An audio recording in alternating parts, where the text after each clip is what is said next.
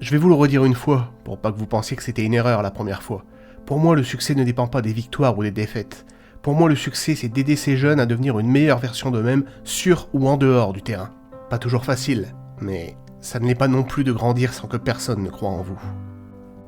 Ce que nous explique le comédien Jason Sudeikis dans cet extrait de la série Ted Lasso, il parle de plusieurs choses intéressantes en fait. Déjà, il parle du fait d'être une meilleure version de soi-même, ou plutôt de devenir une meilleure version de soi-même après un échec. C'est-à-dire que si tu subis de nombreux échecs en fait tout au long de ta vie, dis-toi que c'est pas ça qui va te définir en fait. C'est pas ça qui va te définir pour la bonne et simple raison que si tu te mets dans cet état d'esprit-là, de te dire que t'es un gros loser et que ce que tu fais ne sert à rien, automatiquement c'est pas très motivant et tu vas vite arrêter en fait ce que tu fais. Tu vas vite arrêter tous tes projets et te dire voilà c'est tout, je suis un loser, je suis un perdant, j'ai échoué. Et c'est vraiment pas ce genre d'état d'esprit dans lequel il faut être pour réussir dans la vie. Il faut vraiment se dire que l'échec est une victoire en soi en fait. Parce que l'échec va te permettre justement d'apprendre plein de choses et va te permettre également d'essayer de faire mieux. Tu vois, j'en ai déjà parlé il me semble, mais ça me rappelle cette citation de Winston Churchill qui est que le succès c'est d'aller d'échec en échec sans perdre son enthousiasme. Donc tu vois, même si tu subis échec après échec, le fait de garder son enthousiasme, ça va te permettre de continuer en fait. Ça va te permettre de ne pas abandonner et comme tu le sais, si tu me suis, le secret de la réussite sociale, c'est la persévérance. Donc tu peux tirer profit de ces échecs. Pour te citer encore quelqu'un d'autre, pourquoi tombons-nous ? C'est pour mieux apprendre à nous relever.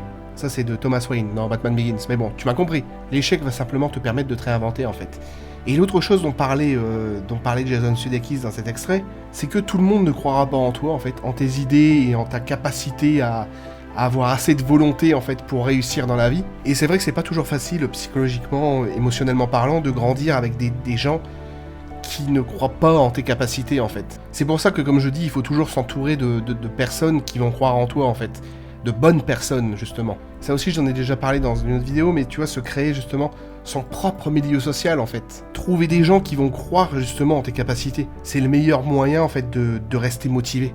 Donc tu vois, ce que tu peux tirer de cet argumentaire, c'est que t'as pas à écouter les autres qui ne croient pas en toi. Entoure-toi uniquement de gens qui croient en tes capacités. Et dis-toi que même si tu subis des échecs, dis-toi que l'échec est une victoire. C'est vraiment le seul moyen que tu auras de ne pas abandonner et de persévérer, justement en te disant que l'échec est une victoire. Toujours. Je vais vous le redire une fois, pour pas que vous pensiez que c'était une erreur la première fois.